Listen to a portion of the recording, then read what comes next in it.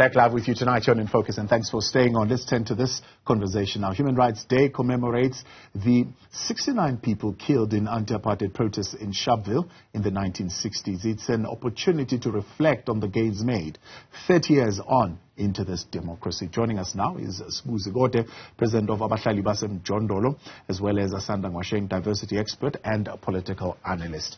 Good to have you both, and thank you very much for coming on this evening. Let's start right there, Asanda. I mean, we are commemorating Sharpeville Day for others, but we call it Human Rights Day now in South Africa, and the president and all those who've been speaking, citing how far we've come. I think Zikode was saying before there was an act that did not allow us to have multiracial relationships. Now we do. There was an act that did not allow us to go into particular spaces and own homes in particular spaces. Now we do. Are we pretending that the struggle is over, when in essence we are still, when we're talking justice, when we're talking human dignity, when we're talking fighting oppression, when we're talking fighting for the poor, still far from where we need to be? Well, I think, it is important that we reflect on how far we've come. I don't think that there's anything wrong with that. I think it's important for us to constantly be able to look back and say, what have we achieved in the past 30 years? And I think we've achieved a lot. If you look at just what it is that people died for in Sharpeville, first of all, is that you'd have to have a document to be able to move in certain spaces, and that's not the case anymore. And there are many others, as obviously has been reiterated. But I think, we can't we cannot say because we haven't reached certain requirements, or we haven't been able to solve all of the problems of today, that we can't reflect on the problems that we did solve of 1960 up until now. And so I think it's important to state that we have done a lot, but also obviously to then talk about what it is that we are struggling with to this day, and also be very aware that, what is happening today is what's happening 30 years after democracy. So we're dealing with actually different issues, and we need to be very clear about those different issues and who they affect. And ultimately, the biggest issue in South Africa at the moment is that, the black people are still the ones who are the most unemployed, are still the ones who experience hunger the most, are still the ones who experience all of the socio-economic issues. And that is something that really needs not just government, but also the players in the economy like business and civil society and everyone else that is in society working together to end poverty and to end the fact that, to be black in this country is still to be poor, to be black is still to be hungry. And the overwhelming majority of people who are calling out and saying they are not experiencing the human rights that they thought they would be expecting are black people. And so until we have solved that, and until, race is not a determinant of how your life is going to be, we're going to continue to have these conversations. But I think it's important that we reflect on what has been solved as well as what still needs to be solved. So we'll tease that out. We'll reflect a little bit deeper on what has been solved. But Mbuli, let me start with you and ask you that broader question as well. Justice, human dignity, fighting oppression, fighting for the poor and the oppressed. If you give an overview of where we are 30 years on, are we merely pretending that the struggle is over? Well, a good evening to you, to your viewers at home, also to my fellow panelists, Asanda. Well, coming from the shanty towns of South Africa, Mkhukhwini, coming from the deep rural villages where we were raised, it would be a betrayal of the masses of the people of this country if I were to lie here and say people are enjoying human rights. Of course, it is important that we acknowledge or respect deeply the sacrifice that were made by those who came before us. But it would be very insulting to say people are really enjoying the human right and the protection that our constitutional democracy ought to be providing to us. So we are not in any way pretending that the struggle is over. That is why AbahlalibaseMjondolo are struggling almost every day to secure the basic fundamental human rights that people of this country continue to be denied. We all know that people are struggling every day, and of course, it's hard for government to listen. Government has no time for its own people who have actually voted for them. So a lot of people are suffering. Of course, Asanda has mentioned some of the very difficult challenges that South Africa continues to face. For instance, the question of land in this country. Yeah. It is a shame, it is a disgrace that almost 30 years of our constitutional democracy, we are told, that's what the statistics tells us, that at least 87% of our land remains in the hands of the white minority, particularly white farmers, and only 13% of the land is in the hands of the majority. So this is a disgrace. It's a betrayal of those who really gave their life for the freedom and the human rights that we are supposed to be celebrating today. So Abahlali have no reason to celebrate the Human Rights Day other than to mourn and, of course, to express our deepest shame that so many people have made ultimate sacrifice. This is not what they fought for, what you are seeing today. Yeah. So let's tease it out a little bit, Asanda. I mean, it's normally put in that kind of black and white situation that if you look at economic deprivation that is happening, especially in the black community, we have not achieved any degree of dignity and certainly freedom and equity. And then they put that next to political freedom, saying, well, at least we've got some political freedoms, like what the president was mentioning, that we can now vote. So take that aspect very seriously. So let's look deeper into that. Are we really a nation where there is political inclusion, or are we still facing a degree of political ambiguity? Are South Africans still oppressed politically? Well, I think, it depends on, the time of day. It depends on, like, right now, if you're asking that question, it's difficult to answer in the affirmative. But in general, if you look at South Africa over the past 30 years, we have had widespread political freedom. And if you look at even the fact that our ballot at some point was sitting at 350 parties and now is apparently sitting at about 150 parties, that means that the access to the vote, the access to, the ability to stand for political election is quite widely opened if you look at the history that we're coming from.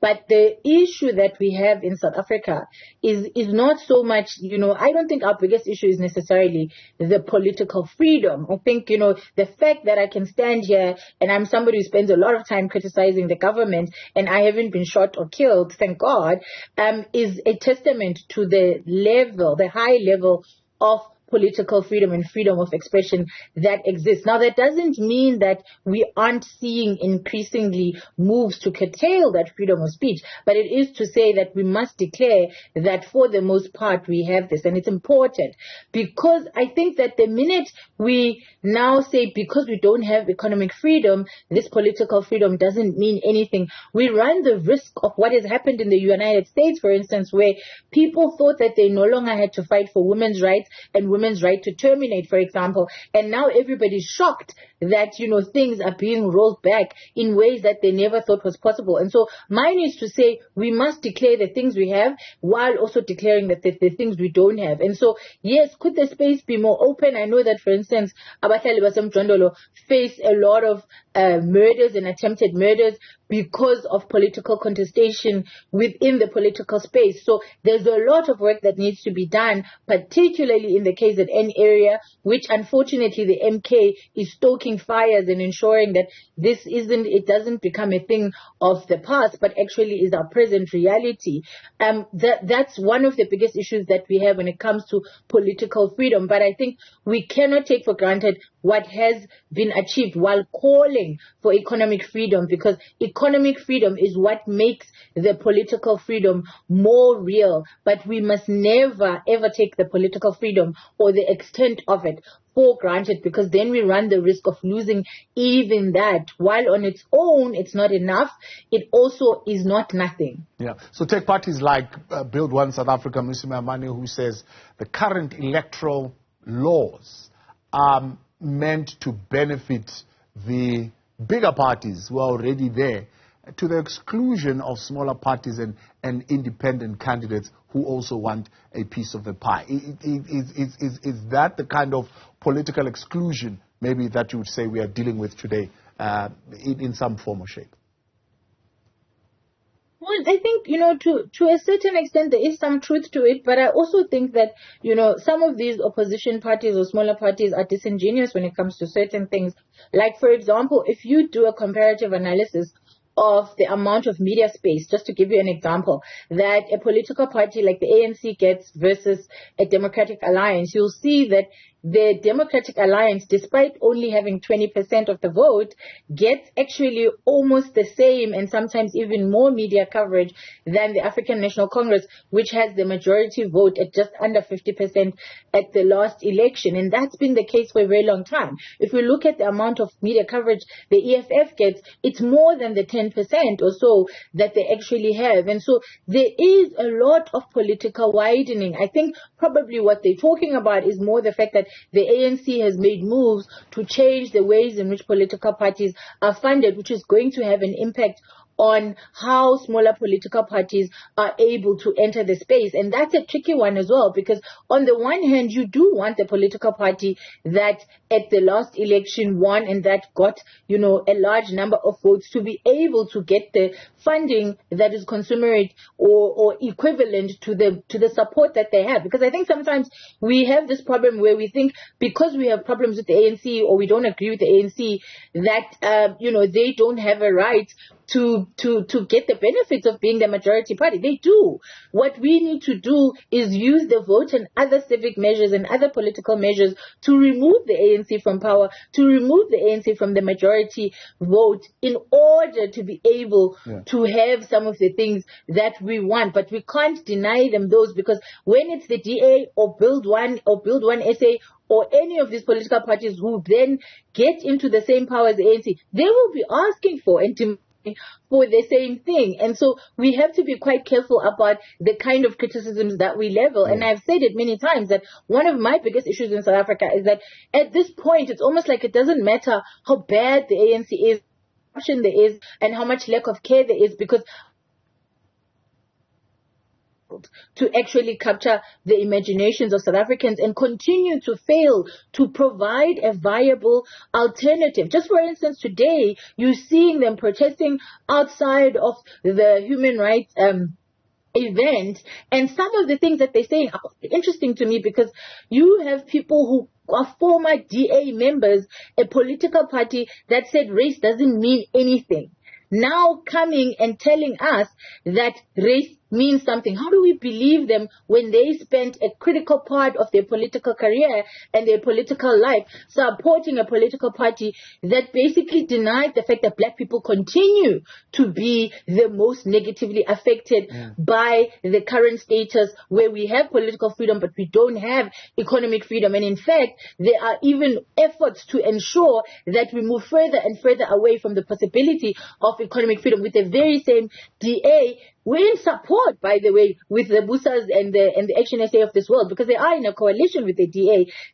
supporting things like the DA going to court to ask for, the complete destruction of the affirmative action, the complete destruction of economic empowerment, and various other measures that are put in place to undo this inequality and to undo the fact that to this day to be black is to be poor. And so we cannot allow people who, when it's convenient to them, speak one way, and when it's not convenient to them, speak another way, to continue to lie to us. Much as we can't accept the ANC lying to us, we shouldn't be accepting opposition parties lying to us and using our pain that, instances like Sharpeville bring out and throwing it essentially in our faces by pretending like they are more, they are more caring about these issues when their policies do not show that. We're back live with you tonight on InFocus, our Human Rights Day edition of InFocus, and the conversation we are having are South Africans realizing today, 30 years on, those inalienable rights, I beg your pardon, to choose who to associate with, to dignity, to equity, and certainly to prosperity. You can weigh in also tonight on 072-110-5584. Drop us an X at Newzroom 405. Zikode, president of AbahlalibaseMjondolo, with us, Asanda Ngoasheng, diversity expert, as well as a political analyst. Let's come back to you. The fact that as Abahlali, we see you week in, week out, you can protest, you can have your voices heard. Does that in any way reflect a measure of your political inclusion? Well, I would say yes, to a very limited degree. But I must say that it is through the courage of Abahlali that we are occupying this space. But I must say this has not come up very easily. Abahlali has paid a very high price for insisting that we are the people that count, for insisting to our dignity. We have deep scars in our hearts just for organizing, just for expressing the views that are aiming at including those who find themselves in the margin of our country and economy particularly. So it has not been easy. And of course, we cannot simply bow to our oppression. That is why we continue to resist. And of course, Abahlali has lost 25 lives to assassination, to murder, to killing. And unfortunately, some of those who are perpetrators of the killing of Abahlali are some of those who claim to be the custodians of our democracy. So yes, I think it's very important that we acknowledge this opportunity, this right to organize. But as I said, it comes with a heavy, high price. Yeah. And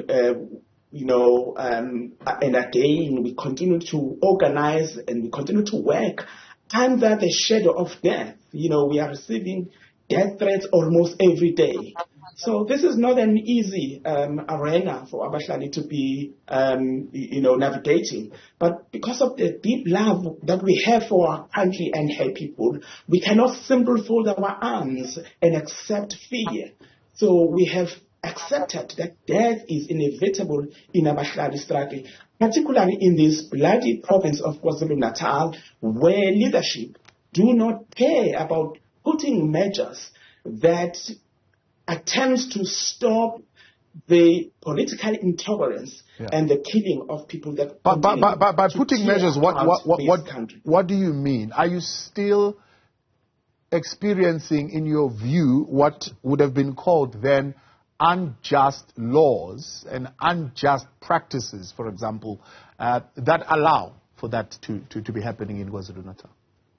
Absolutely, that's exactly what I'm saying. Under no circumstances that almost 30 years in our constitutional democracy, you can have 25 activists being killed. And by 25, I'm merely, meaning the Abahlali. But there are a lot of whistleblowers, human rights activists, and many more who continue to be killed simply for expressing their rights. So there is no much difference. It is very disappointing, of course, that under black-led majority government, you find the similar attitude that the white apartheid government would have done on black people during those olden days. Yes. So for us, oppression is an oppression. It doesn't matter whether it's perpetrated by the white or black. We simply cannot accept oppression on a daily basis. Each time we try to organize, each time we try to hold government accountable, each time we really empower and organize to build the power of the impoverished from below, we are met with severe violence and police brutality. Let's bring in the people's poet into this conversation. I believe is joining us on the line. Mzwakhe Mbuli, good to have you, sir. Good evening, and thank you very much for your time. You're coming in as we are discussing political inclusion or exclusion, as well as social exclusion, and whether or not, you think 30 years on we have moved past that point. In other words, there are more voices in our communities that are included in the political discourse than there were during the times of apartheid. Mm-hmm. Yeah, I may not have actually been here when we started, but if you say there are more voices, meaning there are more political organizations compared to 30 years ago, so that I understand the context. So in other words, politically that people have a voice. So you've got civil society, for example, who use their kind of approach. Now you have a diversity, of course, of political parties. You have an inclusion also of independent candidates. But there are more spaces for people to engage with the political process. Yeah, it becomes questionable. I am a writer. I wrote under apartheid and continue to write in a democracy.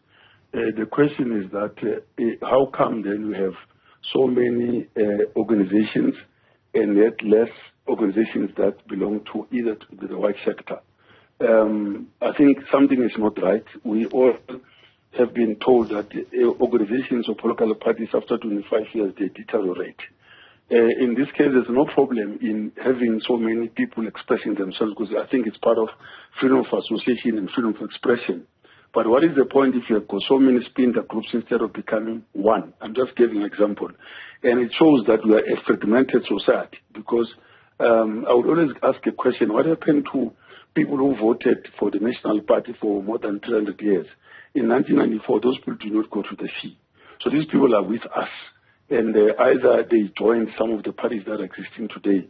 Because to date, the former oppressors, I don't remember, you may in our country have Reconciliation Day, but we are in a country where the enemy never went public and said we apologize for the oppression they've done to the black people, for example. So you only had your TRC. Even the TRC took place in a situation whereby, again, others did not come forward. In 1998, Madi was given the TRC report, and to this day, there are no prosecutions. It's 30 years down the line. So you have your Kalata family, Mkondo family, Sperum family, all those people. And if apartheid was declared crime against humanity, like the Nazis were hunted down until today, they are still being hunted down. Yeah. But when it comes to apartheid situation, the Nazi criminals, the apartheid criminals, declared even by UN and all the forces, they were left scot-free 30 years down the line. Even those who murdered Steve Biko, Newzroom and his group, if Newzroom is dead, others are still alive. So to date, for me, perpetrators of apartheid were left scot-free. So we are in a country, unfortunately, even its own economy does not benefit its own citizens. So 30 years down the line, why is it that we can say we celebrate? Because the mineral, the economy of this country belongs to few individuals, to few families. And I don't think people, when you talk of total emancipation, we fought for a country that at the end of the day, the economy will be only in the hands of the chosen few. So I'll come back to you on that one, but let me bring Asanda Ngoasheng on that, because now you've segued into that next point. Asanda, the 30 years on, how blatant is today's economic exploitation? One would say. There are people are saying there was a point in 1994 where it looked like those who own the means of production were a little bit more circumspect in their exploitation, but we seem to have reversed now, where they are at a point where they just blatantly are willing to exploit the economy without the benefit of the previously marginalized.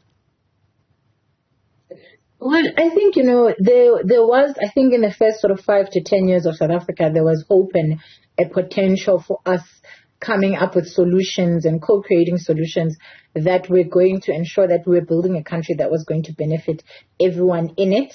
But I think it's almost like a thing where as soon as it became clear that while our government had policies, they were not going to monitor, they were not going to evaluate, and they were not going to punish people for not actually implementing them, then people sort of stopped caring because there were no repercussions for not caring. I know, as somebody who does diversity training in schools, in universities, and in corporates and NPOs, that there are a lot of people who don't even see the need to talk about race or to have these difficult conversations because they are comfortable in their privilege and they've never been forced out of that privilege or been forced to rethink.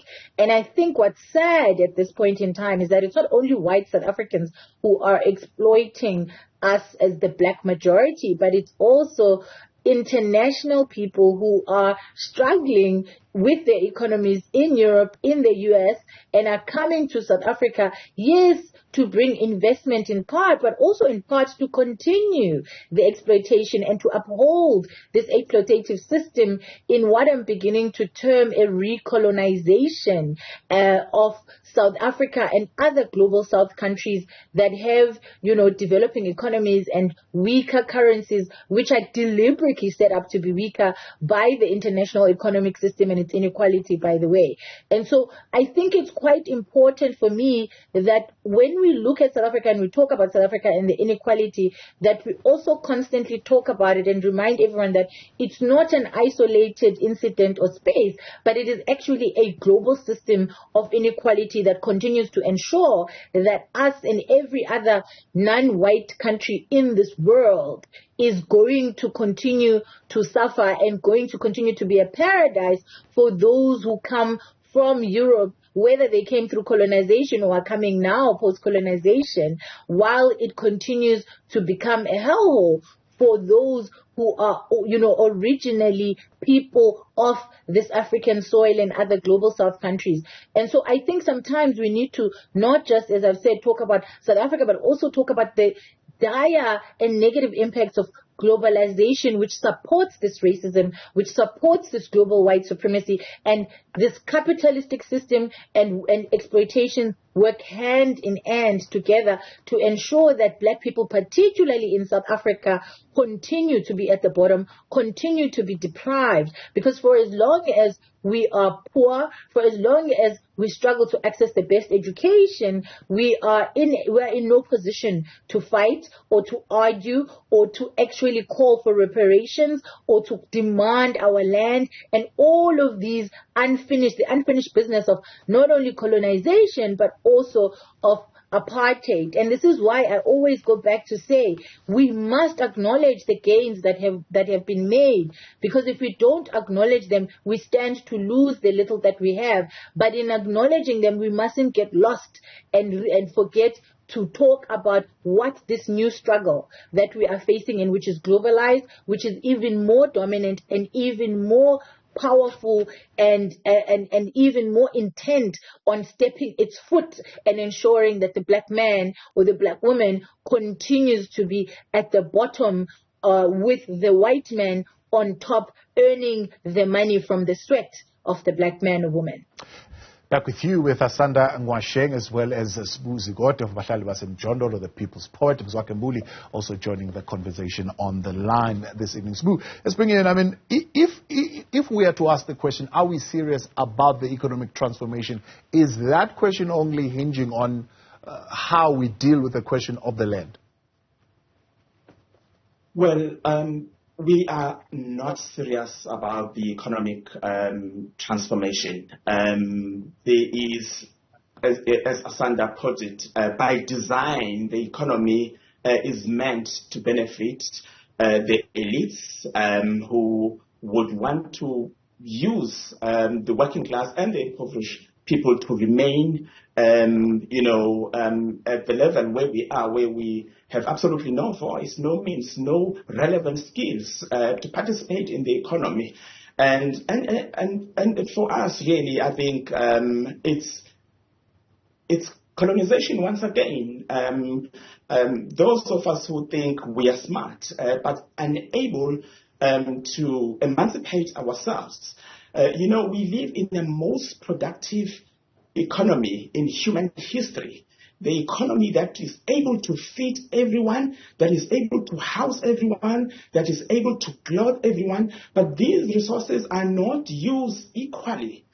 in order to benefit everyone in this country. So by design, we are meant to be right at the bottom of the economy, which is why part of the responsibility that we have as Abahlali is, of course, to struggle for an inclusive economy where we can see our people being supported in participating in local economy, for instance, with government supporting. But unfortunately, it is the very same government that has decided,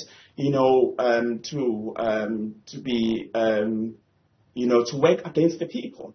So we are not going to succeed unless the people of this country benefit in the wealth of this country. That is why we are calling for the rapid release of land, so that everyone can be able to make means, because we understand, particularly as African people, that without land, our dignity will continue to be vandalized every day. Without us, without our government being in charge, having authority over our land, sometimes we wonder whether or not we have the title deed of this country, because each time we occupy vacant and unused land, which is often owned by foreigners who are actually living in Europe, and our government will be the first one to make sure that people are rendered homeless, are rendered landless.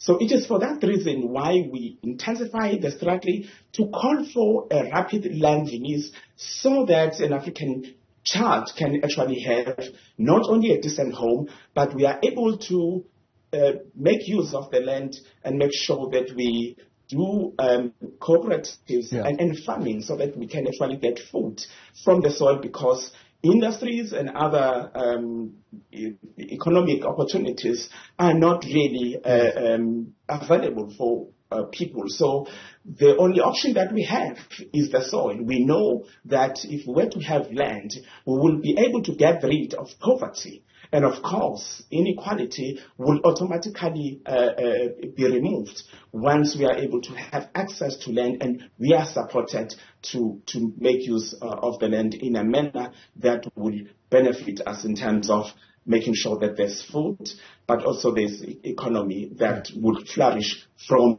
the productive use of land.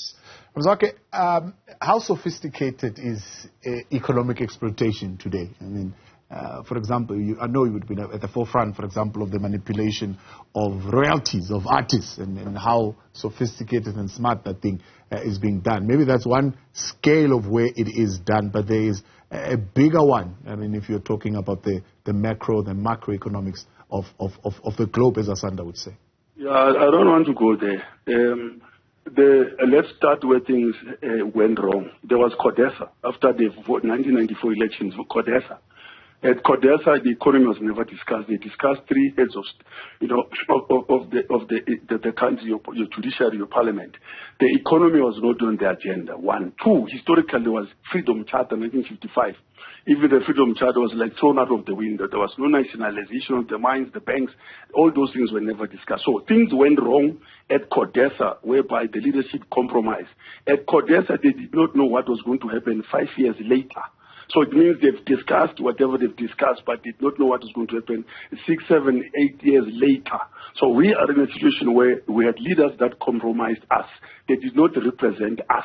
So when you talk of royalties, it's when people want to get airplay. You have SABC today that cannot even play a song that says Vugataki. The economy is still in white hands. Measures are still in white hands. So the freedom of the airwaves, the waves are not free, and our freedom is not free. It's unfortunate that, as I'm saying, we will end up debating, talk about those who want to recolonize. No, let's start at home. Next door here in Rwanda, Kigali, things are right, things are corrected, and the things are happening. You'll find that the domestic work in certain countries will earn more than you as TV presenters, because everything is happening and benefiting its own citizens. So let's face the fact, if it was soccer, we're going to spin our figures and say, change the coach, change the referee. Something is not right 30 years later in South Africa. We may talk that we are not using separate amenities. We can say to go. We did not struggle to go and use the same beaches and oceans the same way as we like. It's not about that. Talk about total emancipation. If you go spiritual and biblical, no one has actually brought the land here bricks.